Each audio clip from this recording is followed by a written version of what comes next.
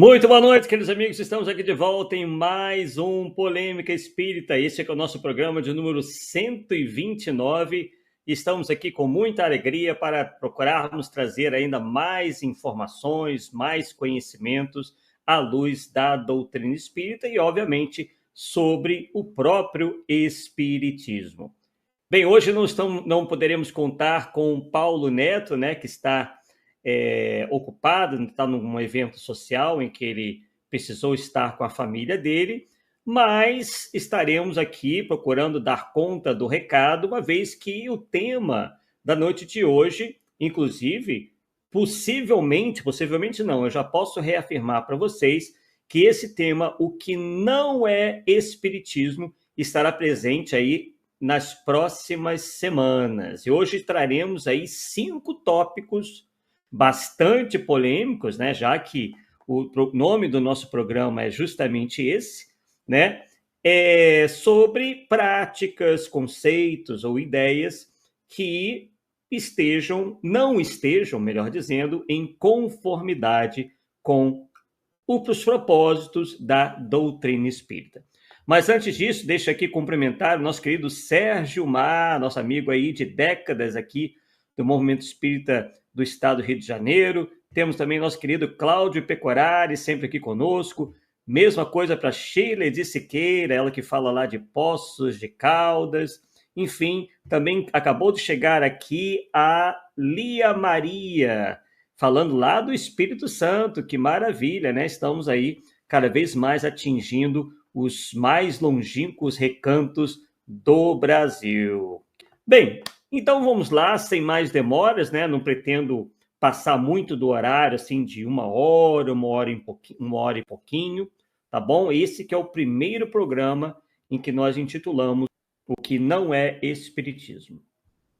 E aí nós começamos a partir desse slide aí, que nós retiramos lá do projeto Conhecer, Sentir, Viver Kardec, do site luzdoespiritismo.com, onde é extraído do livro O que é o Espiritismo, capítulo 1º, primeiro diálogo, página 58, o seguinte pensamento de Allan Kardec.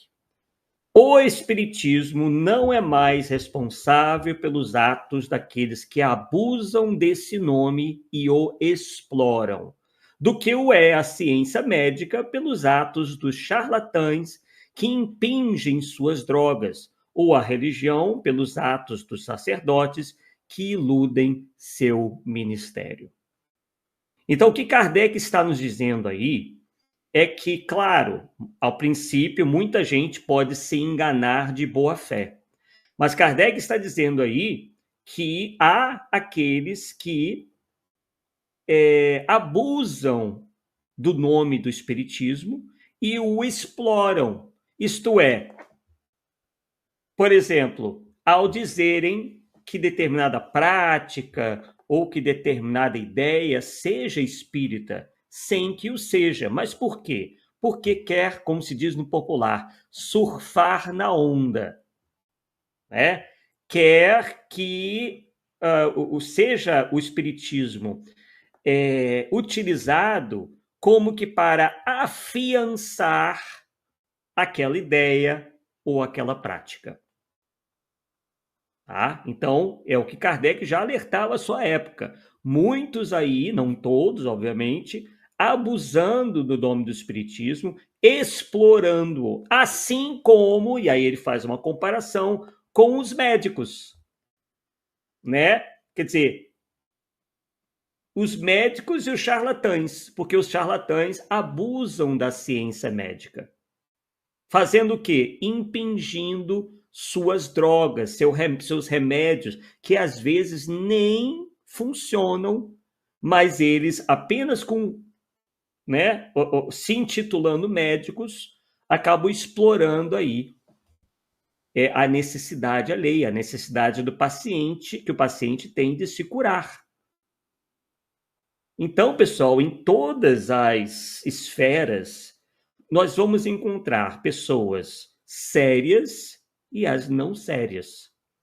E às vezes não é que a pessoa está mal intencionada, é porque às vezes ela é levada por uma leviandade. Ela acaba defendendo uma ideia, uma postura, enfim, alguma coisa que não é adequada por preguiça, por pressa, ou porque aquilo vai lhe beneficiar direta ou indiretamente. Então nós temos que ver isso tudo.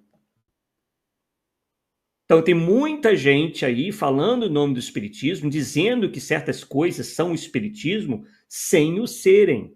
Então é por isso que nós estamos trazendo, claro, tem outras razões aí, esse tema, o que não é espiritismo. E aí ao final ele diz: ou a religião pelos atos dos sacerdotes que iludem seu ministério. Então perceba que ele não está falando de todos os sacerdotes, assim como ele também não está falando de todos os médicos. Muita gente, né, com a ânsia aí de nos atacar ou de atacar quem defenda ou quem defende a coerência doutrinária, fica achando que nós estamos generalizando. Não, porque isso é intolerância religiosa. Não, não estamos falando de todos, nós estamos falando de alguns. Assim como Kardec falou de alguns sacerdotes que não honram o seu ministério, iludindo as pessoas porque tem o título de padre, de pastor, disso ou daquilo. Estamos aqui falando uma coisa fora da realidade? Obviamente que não, porque todos nós sabemos que os abusos acontecem, não é mesmo? Então vamos lá, continuando. Nosso primeiro tema é kardecismo. A palavra kardecismo, que inclusive tivemos aqui já no Polêmica Espírita o nosso convidado, o Marcos de Mário, falando sobre isso. Em 5 de abril, né, acredito que foi em 2024, né, ou enfim, já faz um tempinho, não me lembro o ano, foi 2024 ou 2023, foi o 47º Polêmica Espírita, onde nós tratamos sobre isso e trouxemos o convidado Marcos de Mário. E a palavra, pessoal, kardecismo é um termo impróprio e não presente na codificação, isto é, nas obras fundamentais de Allan Kardec. Por que surge esse termo? Porque alguns indivíduos, achando que o espiritismo, aliás, não sem razão, ou não o espiritismo, mas o movimento espírita tinha se afastado muito do espiritismo, acabam criando esse termo para defender aquilo que Kardec e que os espíritos superiores escreveram, né, desenvolveram nas obras fundamentais. Só que aí se cria um outro problema, porque você acaba se utilizando de um termo que o próprio Allan Kardec nunca defendeu. Inclusive, é o que nós encontramos em O que é o Espiritismo, capítulo 1, onde Kardec nos diz o seguinte, prestem atenção. Há entre o Espiritismo e outros sistemas filosóficos esta diferença capital, que estes são todos obras de homens, mais ou menos esclarecidos, ao passo que, naquele que me atribuís, eu não tenho mérito da invenção de um só princípio. O que Kardec está nos dizendo aqui? Que apesar do seu grandioso trabalho, que obviamente nós reconhecemos, o próprio Kardec é claro ao dizer que ele não criou a doutrina espírita. Ele não criou um princípio sequer do espiritismo. Porque se nós formos ver o sentido, né, a etimologia da palavra kardecismo, o que nós teremos? Kardec mais ismo. Ismo quer dizer doutrina de. É um sufixo que tem vários sentidos, mas um dos sentidos de ismo é doutrina de. Ora, se eu utilizo a palavra kardecismo, eu estou dizendo doutrina de Kardec. Essa partícula de preposição de indica origem. A doutrina não se origina da figura de Allan Kardec, embora ele tenha tido uma enorme participação. Mas ele mesmo diz, alto lá, eu não criei um só princípio dessa doutrina. Não vem da minha cabeça. Então não pode ser doutrina de Kardec. É a doutrina dos espíritos. Foi isso que Kardec sempre defendeu. E aí ele prossegue dizendo, disse, a filosofia de Platão, de Descartes, de Leibniz, nunca se poderá dizer a doutrina de Allan Kardec. Olha lá. Porque em Platão, a filosofia de Platão, nós temos o pensamento de Platão ali. Platão não consultou os espíritos. Platão não consultou ninguém. No máximo, Platão bebeu de Sócrates. Então, pessoal, voltando aqui à fala de Allan Kardec. E isto, felizmente, pois que valor pode ter um nome em assunto de tamanha gravidade. Então, veja a humildade de Kardec ao reconhecer, né, que uma doutrina tão abrangente, tão rica, pudesse vir de apenas um homem. Tá? Então, vejam aí o posicionamento de Kardec em relação a isso. E aí ele prossegue e conclui. O Espiritismo tem auxiliares de maior preponderância, ao lado dos quais somos simples átomos. Então, pessoal, realmente é diminuir a grandeza do Espiritismo ao dizer que o Espiritismo teria provindo de uma única cabeça, de uma só cabeça, por maior que ela seja. No caso, Allan Kardec, um missionário, né, de primeira grandeza. Claro que, na escala espírita, ele se encontra abaixo de Jesus, mas é um dos seus grandes colaboradores. Tá? Então já começa daí. Essas problemáticas com os vocábulos vão, de certa forma, confundindo as pessoas. Né? Espiritismo, kardecismo, sem contar os outros nomes, as outras adjetivações, espiritismo, mesa branca, espiritismo disso, baixo espiritismo, alto espiritismo, isso absolutamente não existe.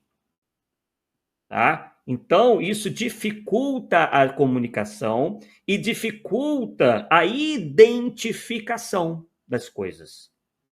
Porque tem muita gente aí colocando o espiritismo como se fosse tudo. Tudo que envolve mediunidade é espiritismo, tudo que envolve, né, espíritos é espiritismo, e não é assim.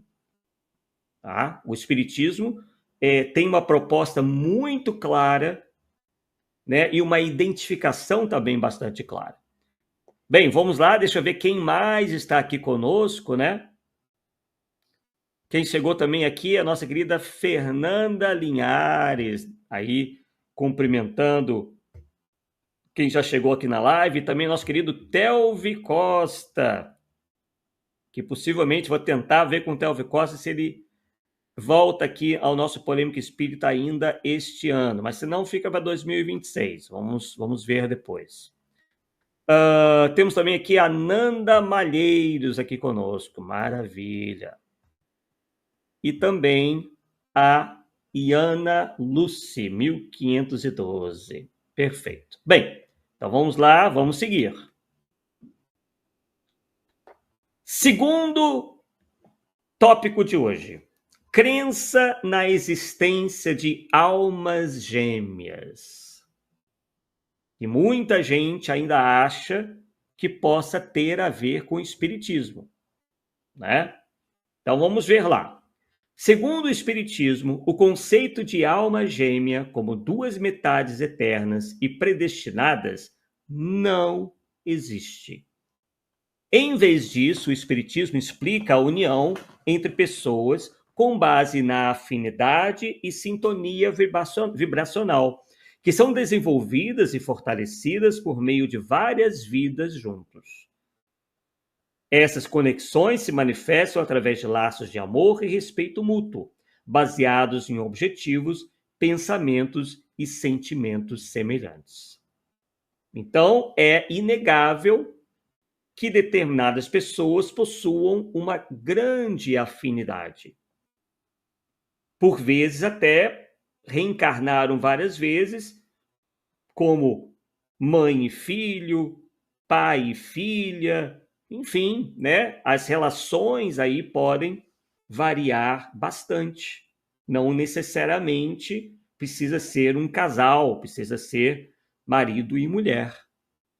E nem todo marido e mulher tem essa sintonia toda. Às vezes estão ali num processo de quase como que de um resgate, quase como que tentando aparar as arestas de um passado tumultuado,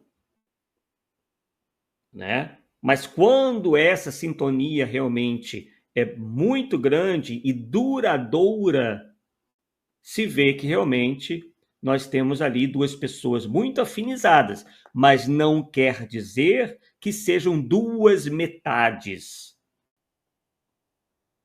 né? Então vamos lá, refutação da ideia de almas gêmeas. Indivisibilidade do espírito. A doutrina espírita ensina que o espírito é uma entidade única e completa, e não metade de outra. Então, pessoal, comemorem, porque vocês não são, nem eu, metade de ninguém. A gente sabe que isso, né, carrega uma boa dose de romantismo, que é aparentemente muito bonito, muito bem conto de fadas, mas infelizmente a vida não é um conto de fadas. E as leis de Deus são muito mais perfeitas do que qualquer conto de fadas. Então, não existe a divisibilidade do espírito. O espírito é indivisível. De um espírito não sai outro espírito. Como andamos vendo por aí, um sujeito, né, aqui no estado do Rio de Janeiro, que se diz filho de Jesus, porque Jesus o teria criado. E a partir de um fragmento do seu espírito.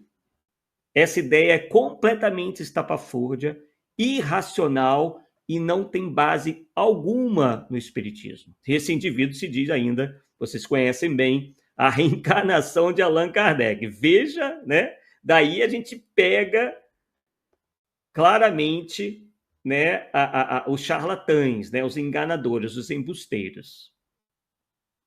Tá? Então não existe isso, um espírito criar um outro espírito. A gente aprende no espiritismo acerca do desenvolvimento e aperfeiçoamento do princípio inteligente, onde ele estagia já muito, assim, de uma maneira muito sutil no reino vegetal, porque ali já é matéria orgânica, no mineral não, porque mineral não é matéria orgânica. Depois, esse princípio inteligente vai se aprimorando e então já transmigra, de certa maneira, para o mundo animal e depois de muito, muito, muito tempo, esse princípio inteligente se torna um espírito capaz de encarnar em raças, entre aspas, mais desenvolvidas, como a raça humana. A raça humana só existe aqui na Terra, mas possivelmente esse princípio inteligente desenvolvido, né, é capaz de encarnar em outros corpos, sabe-se lá como eles são, em outros mundos. Tá? Obviamente, corpos que vão dar a esse princípio inteligente, chamado espírito, toda a condição de se manifestar. E eu já mostrei lá no meu canal, né, que muita gente acha, por exemplo, que possa ter espírito numa esfinge, numa pirâmide, numa pedra. Não. Porque num pedaço de pedra, um espírito jamais conseguiria se manifestar. O que adiantaria um espírito com toda a inteligência encarnar numa pedra? Não adiantaria nada, né? Ele não teria condição nenhuma de se manifestar, né? Então, pessoal, são teorias malucas que as pessoas vão aceitando sem pensar, sem raciocinar. É a tal da leviandade, né? Onde se acha que se vai alcançar as coisas, né, no estalar de dedos, sem se dedicar, né, sem efetivamente estudar, correr atrás, como se diz, não é mesmo? Bem, então vamos lá. Vamos prosseguir aqui.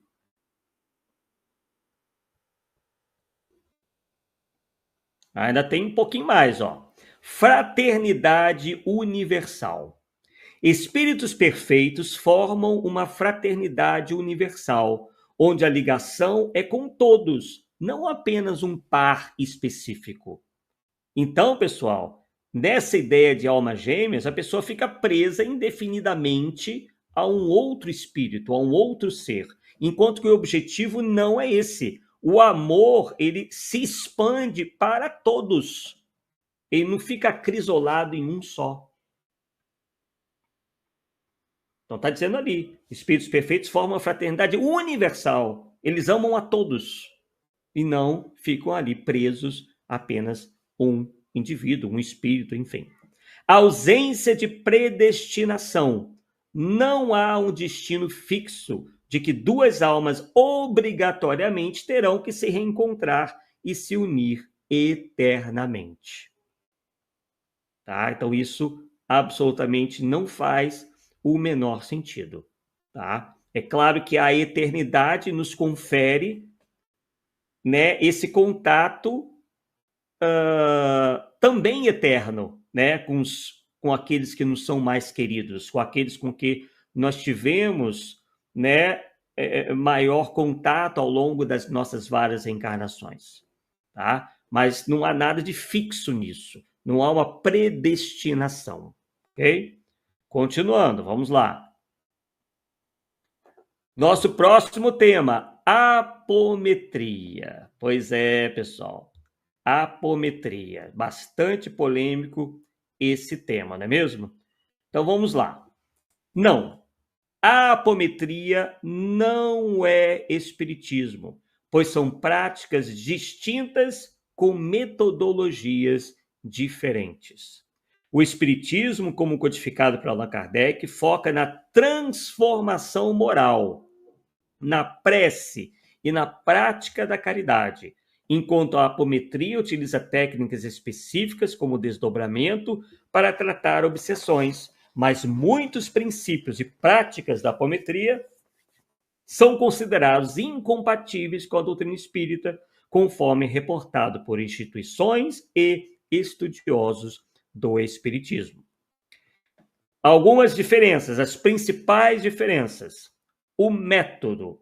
O espiritismo trabalha o intercâmbio mediúnico com a direção dos espíritos superiores e a ação dos médiuns, focando na prece e na elevação moral.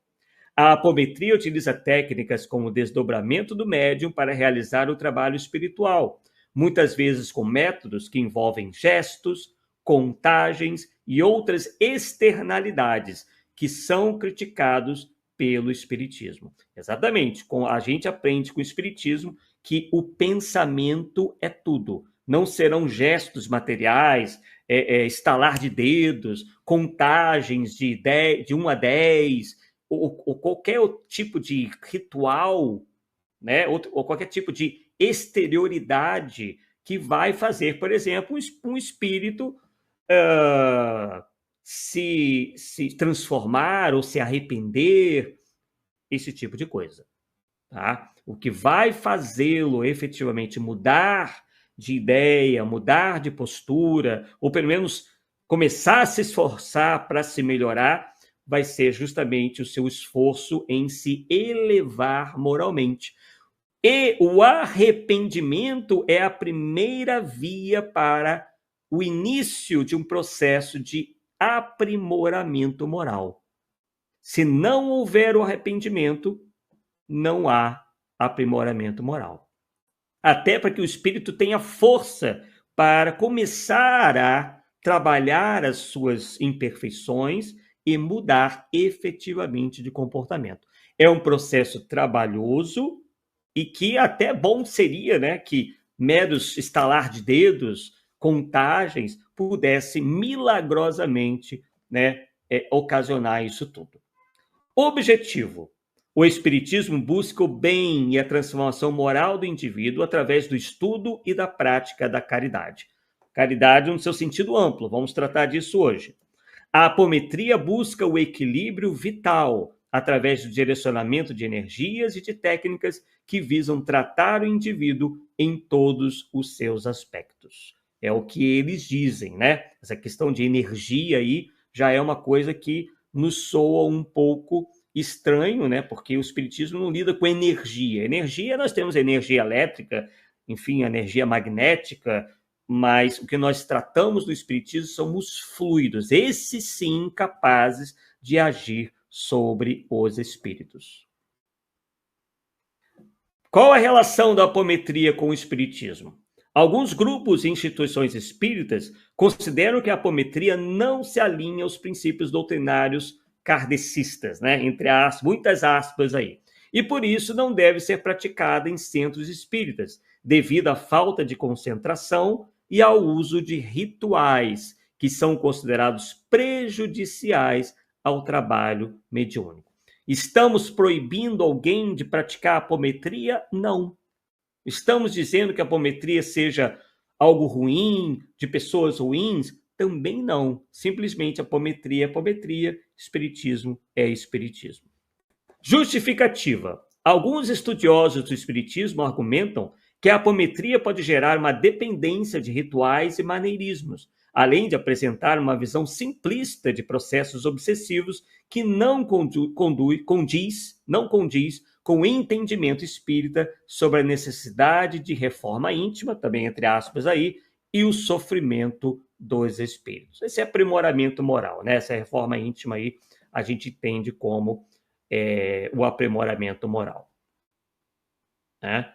Então, é basicamente isso daí. Pessoal, como é que está o nosso som? Tá tudo certo? Imagem? Né? Tivemos aquela queda lá, tô até já meio escabriado aqui. Mas vamos lá, vamos prosseguir.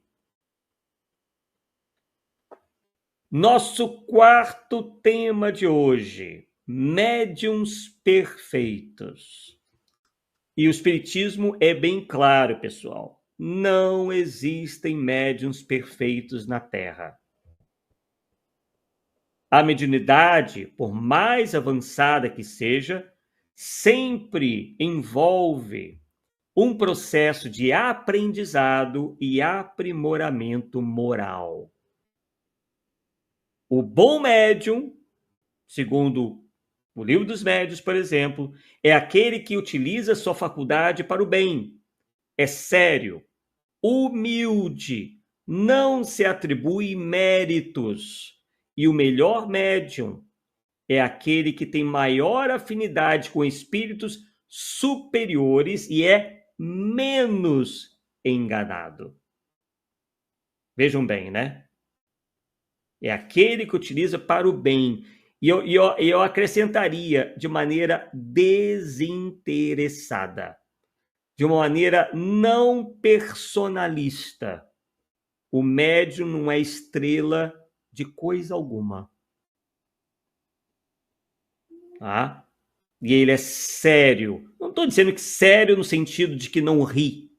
É sério nos seus princípios. É humilde, porque sem humildade ele acaba sendo... Ele quando é médium verdadeiro, né? Quando ele é médium mesmo e não é humilde, ele, e se for picado pelo mosquitinho da vaidade, esse é o primeiro passo para a sua ruína. E pela falta de humildade, ele começa a se atribuir méritos. E o melhor médium é quem tem maior afinidade com espíritos superiores e é menos enganado. Então a gente vê no livro dos médiuns que o melhor médium é o menos enganado. Então quer dizer, qualquer médium pode ser enganado, porque faz parte do processo. Todos nós, para alcançarmos, né, uma boa condição profissional, erramos e acertamos. E muitos de nós chegamos até o fim da vida errando. Com a mediunidade é a mesma coisa. Porque a nossa natureza ainda é imperfeita. Então, se atribuir uma perfectibilidade absoluta é um erro crasso que comete um médium. E prossegue ali: a imperfeição é vista como oportunidade de crescimento e aprendizado, e falhas ocasionalmente recebidas servem como lição para evitar o orgulho e a vaidade. Continuando. Características do médium bom e do melhor médium. O médium bom é sério, devotado e utiliza a faculdade apenas para o bem. Bem aí até deveria estar escrito ali com letra maiúscula. Né? Não é para o seu bem, não é para o bem de um grupo, é um bem de todos, indistintamente. É modesto, não se atribui méritos e solicita avisos para não ser enganado. E pior, quando este reclama das críticas, dos apontamentos, está claro que ele é um indivíduo ainda vaidoso. Qualquer um de nós, né, principalmente médium, tem que se conformar e aceitar de bom grado as críticas, ainda mais quando são críticas construtivas, que não vão visar apenas o aprimoramento do médium, mas o interesse coletivo. Porque o médium, ele se coloca como um servidor de todos. Ora, se ele está sendo falho em alguma coisa, possivelmente as pessoas que ele atende também vão ser prejudicadas. E até mesmo os desencarnados. Porque se ele é um médium despreparado, ele não vai ter muita serventia no trabalho. Né? Então, os médiuns melindrados, né? Os médiuns que se melindram com a crítica, e estamos aí numa fase terrível, né? Onde médiuns são alçados à condição de artistas, né? De autoridades indefectíveis, isto é, que não tem defeitos nunca. E nessa posição, né, quando tem a sua mediunidade contestada, o seu trabalho criticado de alguma maneira, passam então a dizer que isso é intolerância religiosa e passam até, por incrível que pareça, né, a processar, né, querer colocar na cadeia quem fala do seu trabalho. Então isso é um melindre ao cubo, não é nem mais ao quadrado, é ao cubo, ou a 20ª potência. É o cúmulo da vaidade, é o cúmulo da imodéstia, é o cúmulo do orgulho. Ou sabe-se lá o que essas pessoas também estão escondendo, porque para elas têm tanto medo da crítica, possivelmente estão escondendo alguma coisa. Esse médium bom compreende que a mediunidade é uma missão que pode exigir sacrifícios pessoais. Missão aí com letra maiúscula, minúscula, aliás. E na maioria dos casos. Missão no sentido de tarefa, de objetivo, alcançar um objetivo. E para alcançar esse objetivo, exige-se sacrifícios pessoais. Não adianta querer ser um médium, um bom médium, e continuar na mesma vidinha anterior, né? com vícios, seja eles morais ou materiais. Tem que buscar o aprimoramento. Ah, mas o médium tem que ser perfeito? Não, mas ele tem pelo menos que procurar ser, ou se aproximar da perfeição. Porque médium perfeito a gente sabe que aqui na Terra não vai ter, mas poderá ter quem se esforce em ser. Porque para a gente alcançar um patamar mais alto, a gente tem que é por gradação, a gente não vai alcançar direto, é por gradação. Então, cada esforço, cada barreira que nós superamos, vai se aproximando cada vez mais desse topo. Quem se acomodar aqui vai demorar mais para alcançar esse ápice, não é mesmo? Médium melhor é aquele que simpatiza com os espíritos bons e é menos enganado, como já dissemos.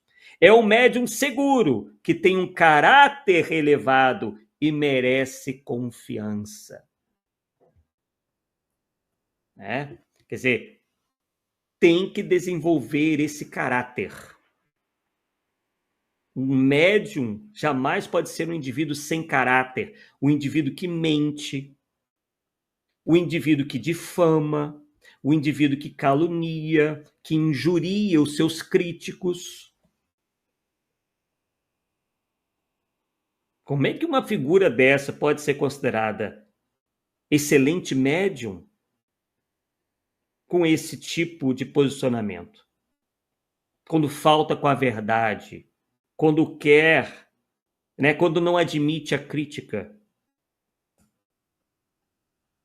Ok, claro que ninguém é obrigado a engolir uma crítica infundada.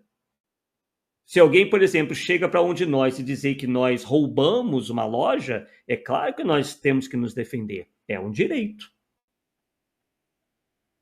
Mas como que isso vai acontecer? Não, eu não roubei a loja porque nesse dia eu não poderia estar lá. Porque se vocês foram buscar na minha casa, o que foi roubado não estará lá. Puxem na câmera para ver se eu roubei. É assim que se defende. É assim que nós devemos nos defender, com transparência.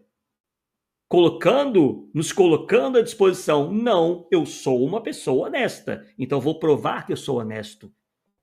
Não vou simplesmente reclamar porque fui acusado, porque às vezes as pessoas se enganam realmente, podem ter confundido com outra pessoa na loja, estava usando mais ou menos a mesma cor de roupa, tem o mesmo tipo físico. Então, até para se defender, é preciso ter caráter, ter transparência para provar a inocência. Principalmente quando se está ali forçando. Não, foi você, foi você, foi você. Então tá, fui eu mesmo? Então vamos lá, vamos ver. Vamos fazer o teste. Vamos fazer o teste para ver se fui eu mesmo. Vamos lá.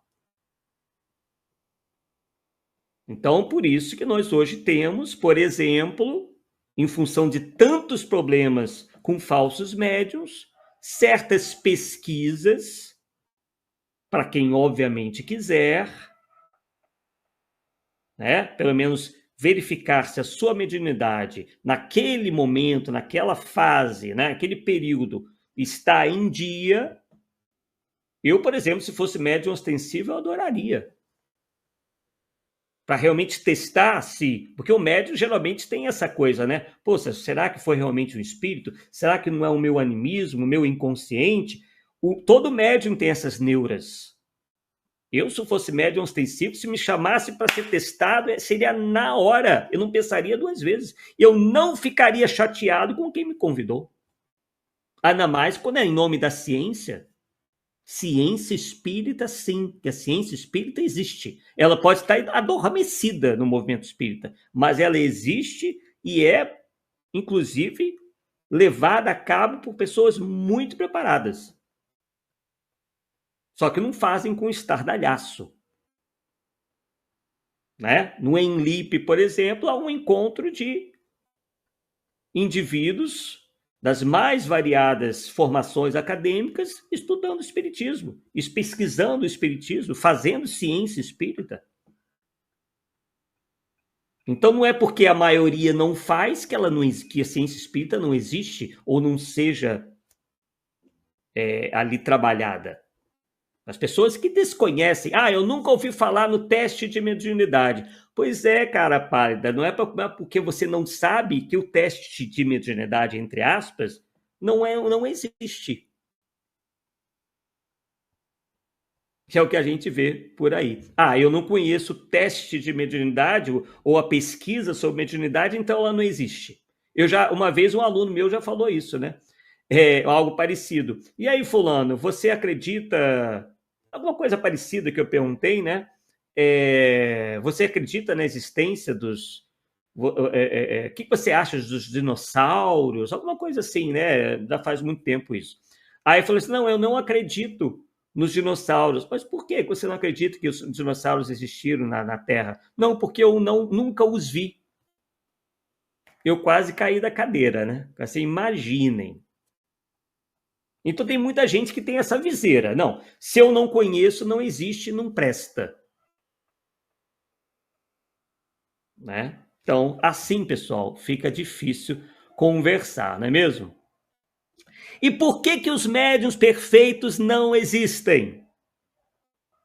Primeiro tópico, aprendizado e progresso. A mediunidade, assim como outras faculdades, é um meio de aprendizado e evolução.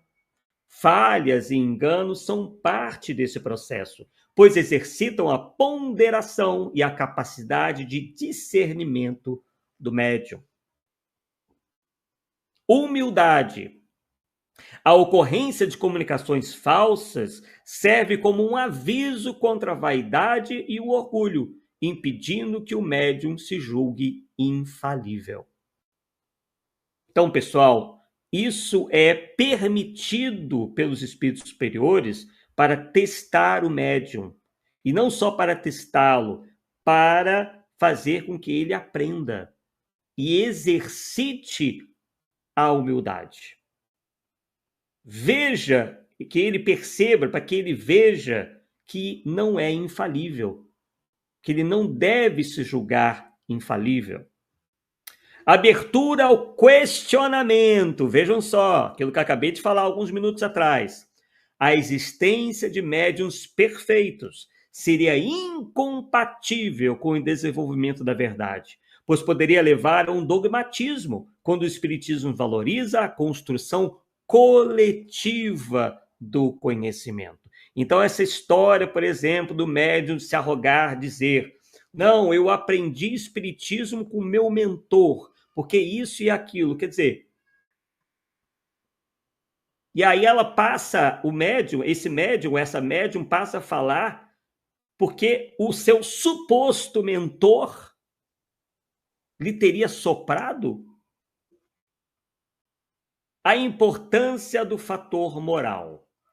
O fator moral do médium é crucial, pois as qualidades de sua alma atraem ou repelem espíritos. Um médium moralizado e que se esforça para ser homem de bem, humilde, sincero, perseverante, bondoso, terá a assistência de espíritos elevados.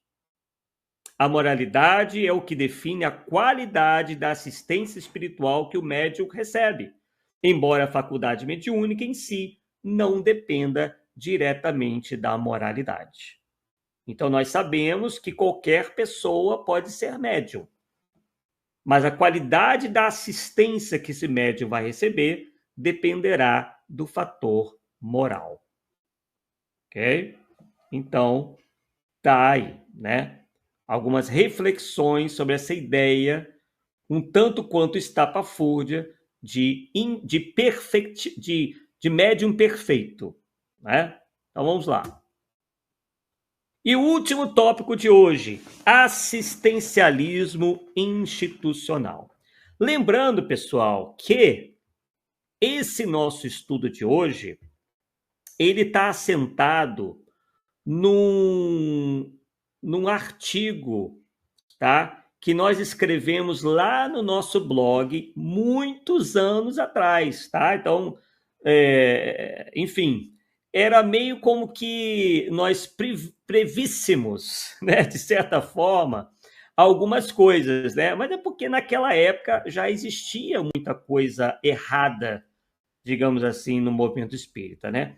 E a coisa só veio num crescendo, tá? E eu tô vendo aqui, ó, esse artigo que nós escrevemos, ele data de 13 de maio de 2010, já fazem 15 anos, quase, né, 14 anos, 15 anos e meio já, tá? Então, esse é o nosso último tópico de hoje, assistencialismo institucional. Na visão espírita, o assistencialismo institucional é visto com ressalvas, sendo distinguido da verdadeira caridade, que tem como objetivo a promoção humana integral, o desenvolvimento moral e a autonomia do indivíduo. A doutrina espírita critica o assistencialismo quando este se limita a ações pontuais e paliativas, que não resolvem a causa dos problemas e podem criar uma relação de dependência. Pessoal, claro que nós, e assim como vocês, pensamos nos indivíduos que estão naquele momento, naquela fase, ou numa fase de penúria material. É muito triste, porque, na verdade, né, a pessoa com fome, ela está realmente ali necessitada do alimento. Ela está ali necessitada primordialmente de algo para comer. Então, ela acaba esquecendo todo o resto, né? Como é que a pessoa vai realmente alcançar numa situação ideal passando fome? É claro, né, que a gente compreende isso, tá? O problema é que muitos aí acabam se servindo dessa necessidade das pessoas para criar essa dependência. E, de certa forma, muitos se utilizam dessa plataforma para se promoverem. Né? Então, essas ações, elas são paliativas, são pontuais. Elas não resolvem a causa dos problemas. Né? Quer dizer, então, o Espiritismo, ele visa não apenas o atendimento às necessidades corpóreas, mas às necessidades espirituais também. Então, é isso que a gente vai tratar agora, ó. Diferença entre assistencialismo e caridade espírita. O Espiritismo faz uma distinção clara entre os dois conceitos. Assistencialismo. Ação que visa atender a uma necessidade imediata e material, como a distribuição de alimentos e roupas. Embora não seja totalmente condenada, é considerada insuficiente se não vier acompanhada da promoção social. Quer dizer, o que vai dar dignidade a essas pessoas? O conhecimento, depois do conhecimento, o emprego, né? Para quê? Para que ela possa caminhar com suas próprias pernas. Claro que aí há pessoas que não estão mais em condição de trabalhar. Nós sabemos, né, das pessoas especiais com algum problema físico ou mental. Esses realmente estarão numa condição de dependência, onde, por vezes, você auxiliar a pessoa seria, por exemplo, né, de uma maneira...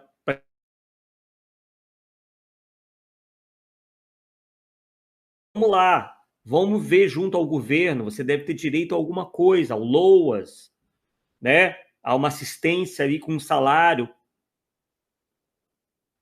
né? Quer dizer, instruir a pessoa para que ela possa ter algum recurso para sobreviver e não fique na dependência, né, da boa vontade alheia, porque quando o benfeitor.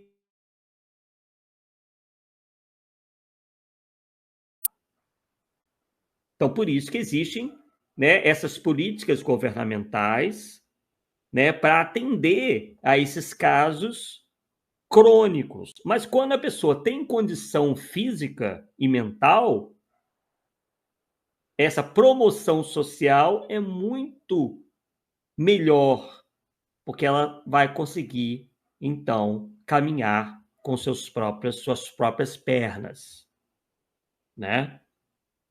Então, a crítica aí reside no fato de que o assistencialismo não transforma a realidade de forma troca de favores. Que troca de favores é essa? Ele recebe a ajuda, a bolsa,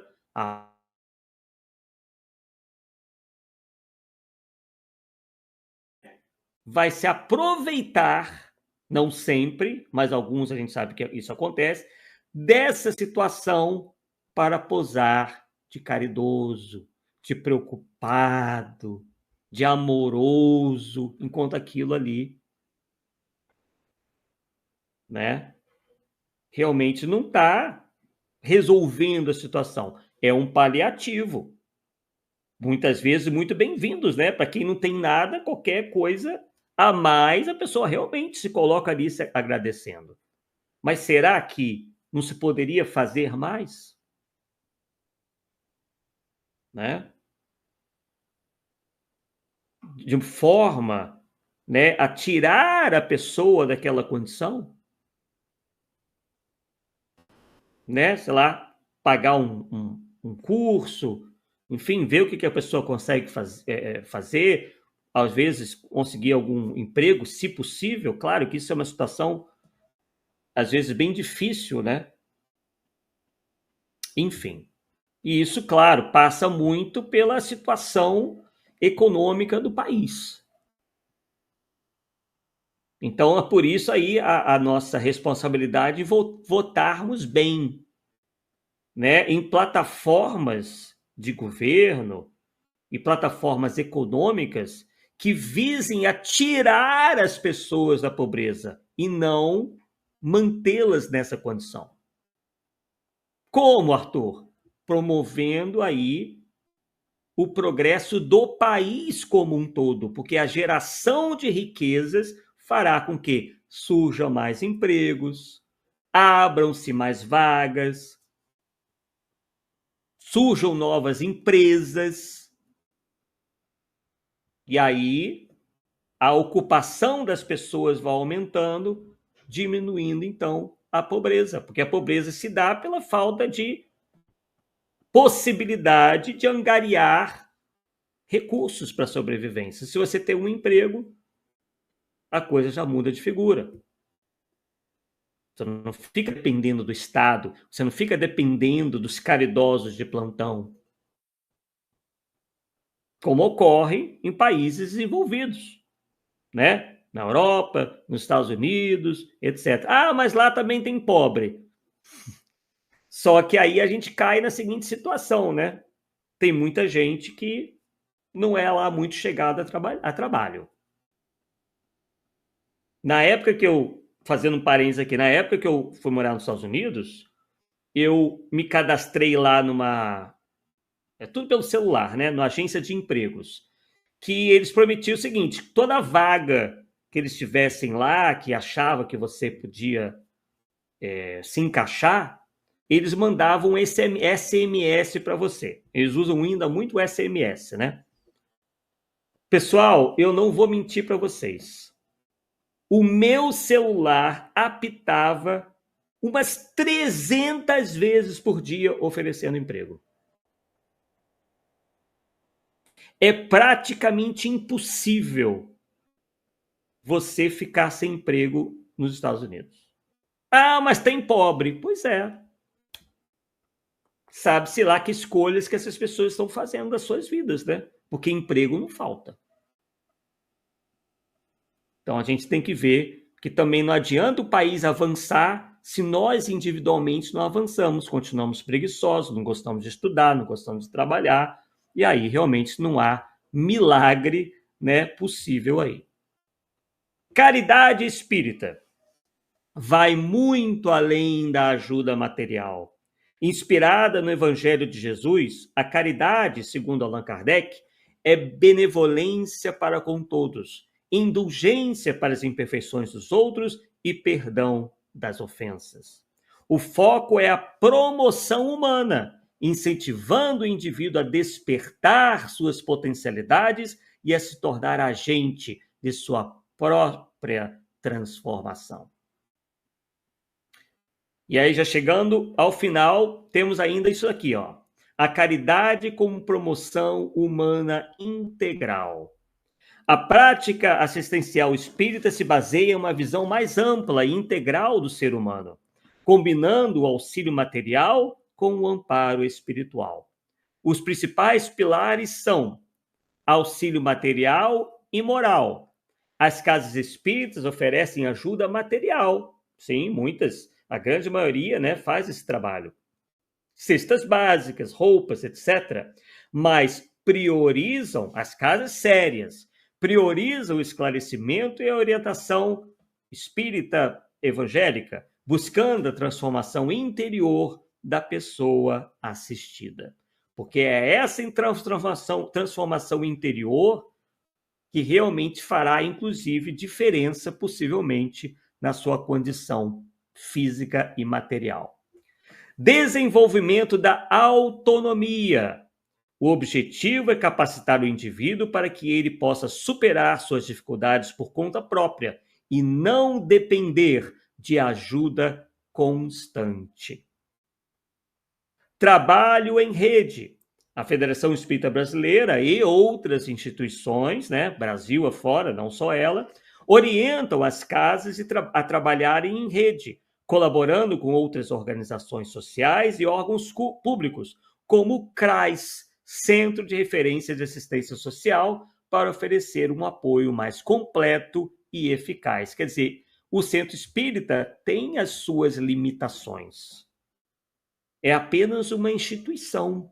Não dá para resolver tudo realmente, né? Mas se puder trabalhar não só a caridade ou assistencialismo, mas principalmente aquilo que vai libertar as pessoas, porque às vezes o problema do indivíduo é realmente de cunho espiritual, que acaba se refletindo, né, nessa parte material. Serviço desinteressado.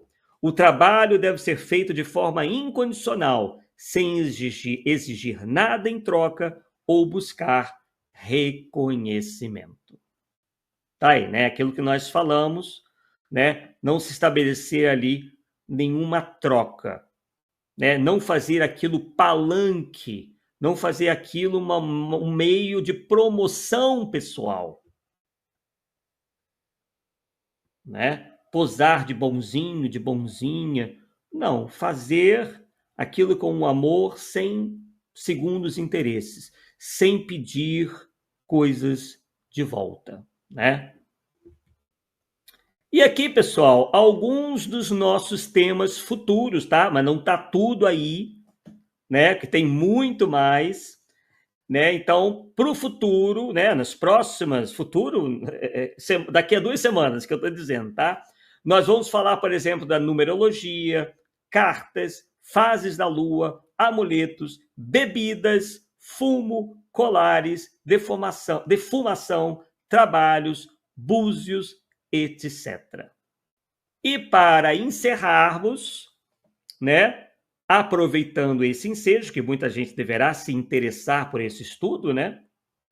Afinal, as dúvidas ainda são muitas. Então, nós retiramos isso aqui do Conselho Espírita Internacional. Então, não é invenção do Arthur, porque daqui a pouco vocês já sabem, né? vão começar a dizer que a gente é intolerante religioso. É a moda da tal intolerância religiosa para tentar, né, calar o divulgador espírita. Então, o Conselho Espírita Internacional lançou essa campanha, ó. Não é tudo a mesma coisa. Conhecer para não misturar. E ali eles estão dizendo, ó, que a Umbanda é uma religião brasileira. Para alguns, né, existe uma polêmica aí, nascida em 1908. Para alguns, não, né? Teria vindo até antes. Une elementos católicos, espiritismo e religiões afro-brasileiras. Então, é um sincretismo religioso. Candomblé, religião musical e culturalmente rica, trazida pelos escravos da África no final do século XVI. Macumba, instrumento africano de percussão. Macumbeiro é quem toca macumba. E doutrina espírita ou espiritismo. Deus, inteligência suprema, causa primária de todas as coisas, alguns dos princípios, né? Alguns daquilo que o espiritismo acredita. Jesus, o guia e modelo. Kardec, a base fundamental. O espiritismo é a ciência que trata da natureza, origem e destino dos espíritos, bem como de suas relações com o mundo corporal. E ali é uma citação também a Allan Kardec. Fé inabalável só é a que pode encarar frente a frente a razão em todas as épocas da humanidade. O estudo das obras de Allan Kardec é fundamental. O estudo das obras de Allan Kardec é fundamental para o correto conhecimento da doutrina espírita. E, obviamente, todas essas manifestações são livres para acreditar no que quiserem, né? Para conviverem com as diferenças, tudo perfeito. Só que distinguir não quer dizer, não tem nada a ver com não tolerar. Simplesmente é simples. Espiritismo é espiritismo, umbanda é umbanda, candomblé é candomblé, e assim por diante. Catolicismo é catolicismo, budismo é budismo. Todos devamos viver, né, em paz, com respeito, mas não misturando, porque o espiritismo, assim como também essas religiões, tem os seus fundamentos, tem os seus axiomas, e isso só confunde as pessoas, né, acerca dos propósitos e objetivos de cada uma delas. Bem, pessoal, então deixa eu retirar aqui e vamos ver os comentários de vocês, para a gente então chegar aí aos nossos finalmente, né? Tivemos tantas interrupções aí. Aqui a internet estava perfeita, mas não sei o que aconteceu. Deixa eu ver aqui então alguns comentários de vocês para a gente encerrar o nosso primeiro O que não é espiritismo. Tem muito mais coisa por aí. Vou ver aqui.